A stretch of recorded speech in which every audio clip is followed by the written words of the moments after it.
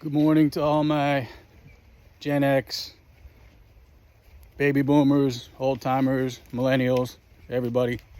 Good morning. Hope you guys had a good weekend. And I'm out and about today. So I figured I'd make a video about, I guess I avoid people because I try to avoid toxic people, which I put up with for a long time. But I don't like putting up with toxic people, and I also don't like drama. So I do keep my social circle small.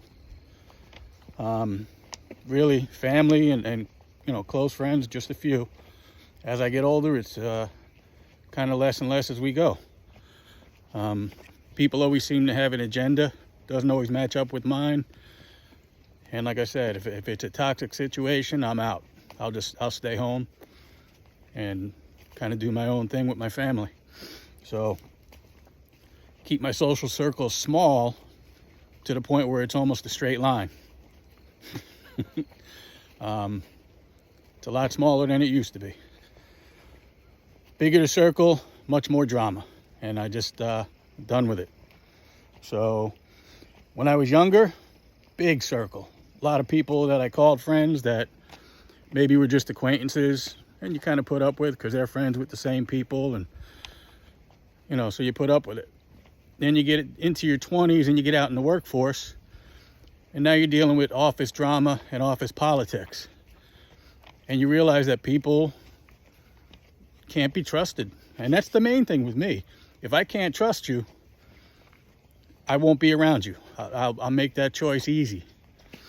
So I noticed I was losing a lot of trust in people for good reasons. And I mean, some family, some friends, but and a lot of workmates. You can't trust, so it makes sense not to be around them. I was always kind of quiet. Even as a kid, I was the quiet one in the group. I wasn't always the loudest, the funniest, certainly not the smartest. I was the quiet one in the back. I was fourth of 5 kids, so I was to be seen and not heard. So that's kind of how I've always lived my life. Still kind of quiet to this day. I kind of observe rather than be the one speaking. So in your 20s is really your first time outside your comfortable circle. All your friends, your family. You go out and you get into the workforce, and now you got all these strangers. Who do you trust? You got to kind of start weeding them out, or it just gets too stressful. So, but you learn quick, unfortunately. If you get hurt or somebody puts you in your place, you learn quick. As you become a parent,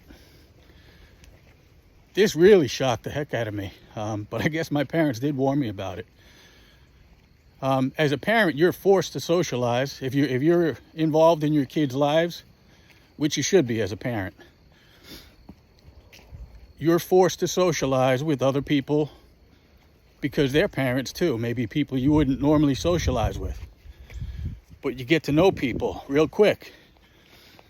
So whether it's a sporting activity or a school function or church activity, you learn quick what these parents are about.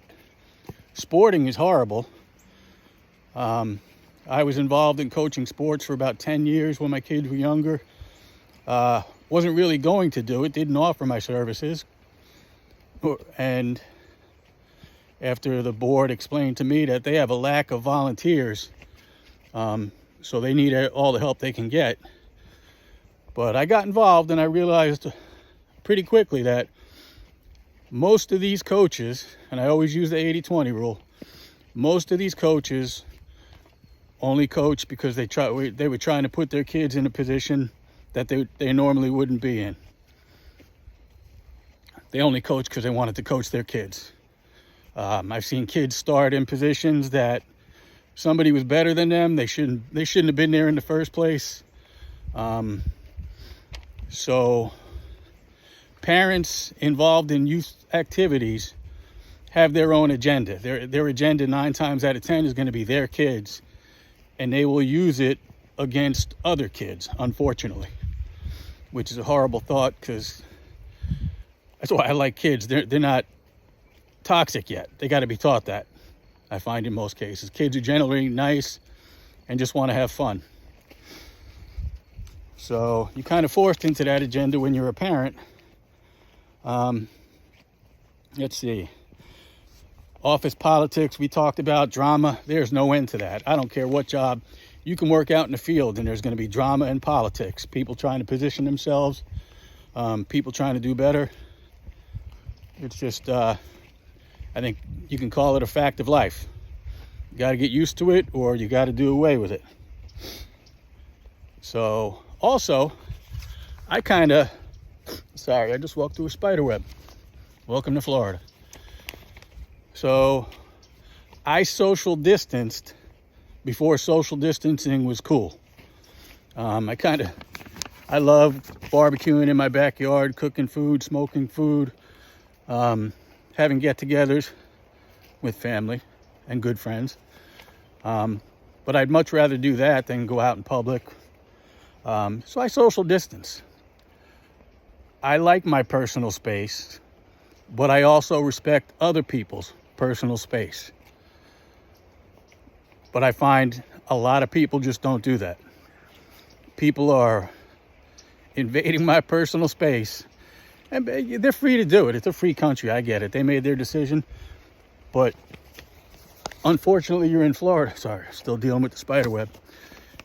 When you're in Florida, you got a lot of people, retirees, older people, maybe health is not the greatest. They use this as their social outing. You know, going to the grocery store, going to shopping, going to the gym. Watched one guy in the gym one time. He comes in, gets dressed, puts on his workout clothes, and he comes out and he's all decked out in gold, and he grabs himself a cup of coffee, puts a hand in his pocket, just starts making the rounds, talking to anybody who'll listen to him while they're trying to work out. So I learned quick that they're just doing it for a social get-together. Working out or people's spaces or people's time is not important to them. They're just there for the social activity. Grocery store, same thing. I don't think these people get out much other than shopping. But, you know, like I said, I like my personal space. But when you go to check out, I kind of give the person in front of me their space. Let them ring up all their stuff. I put my stuff up on the belt when I could get up to it, and most of theirs has moved along. But I know I ain't going anywhere until their stuff's in the shopping cart and they're on their way out the door. So I'll back off a little bit. Can always count on the person behind me to knock into me so they can put their stuff up on the conveyor belt. Start breathing over my shoulder so they can get their stuff up there. They ain't going to get done any faster. They ain't going anywhere until I'm rung up and my stuff's in the shopping cart. So it's kind of a personal space issue.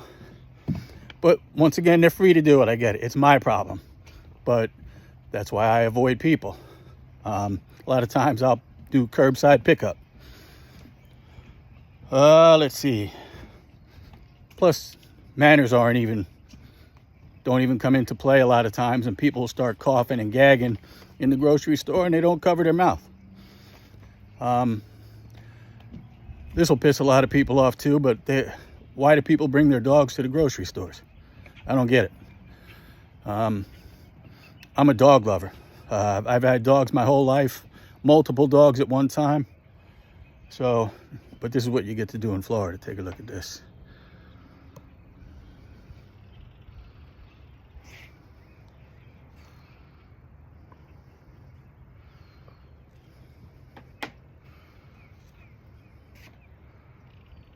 Okay, back to it. So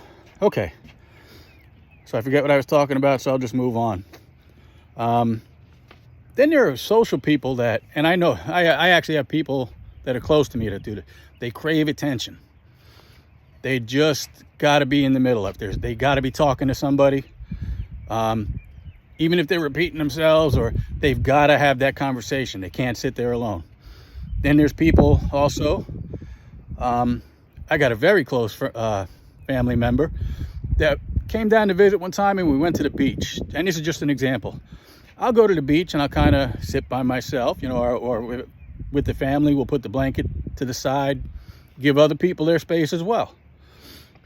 No, she wants to sit in the middle of it, turns on her music, breaks out the Bluetooth speaker, and it was nice. I mean, she had a good selection, so I don't worry about that, but plays it a little bit loud, not obnoxiously loud, but louder.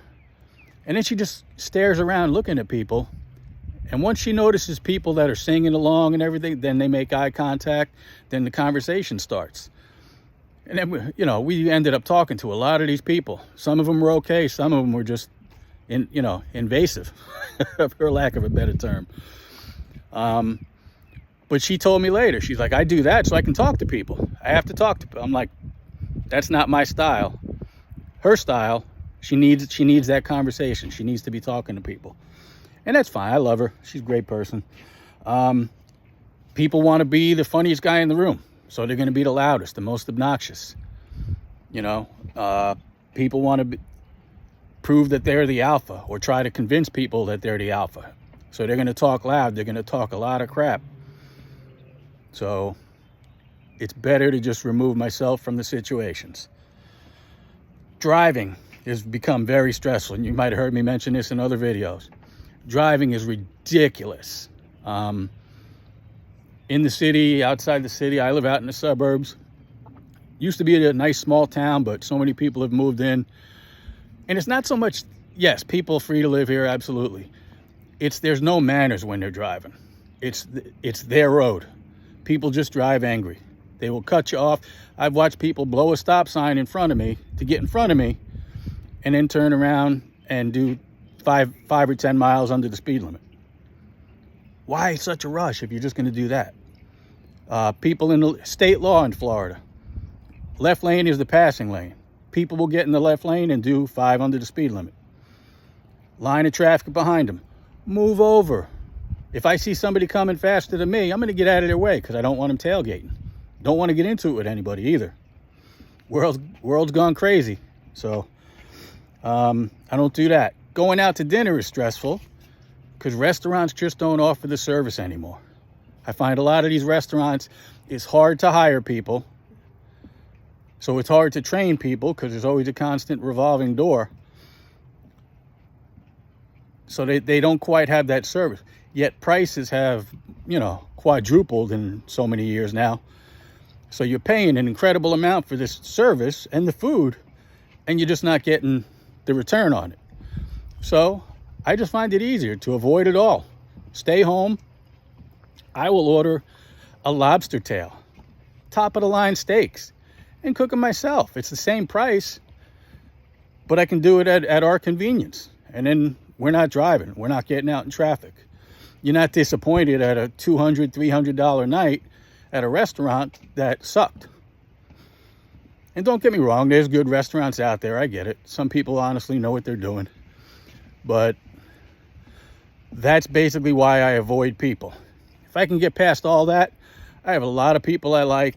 I'm easy to get to know, but I'm straightforward, so you know where I'm coming from. But not everybody's like that. They want to hide their agendas. They want to do their own thing. So I find it easier just to avoid people like that. I do like meeting people that I like, which, obviously that's hard to do. But anyway, that's the end of my shtick, my spiel. Guys, I appreciate you watching. If you watched this far, do me a big favor. Please like and subscribe. This way I could keep making videos, keep sending them your way. Please let me know if you agree, disagree. Please leave some comments below. And I certainly appreciate you watching. I would certainly appreciate the like and subscribe if you can. And I hope you guys have a great day. Thank you.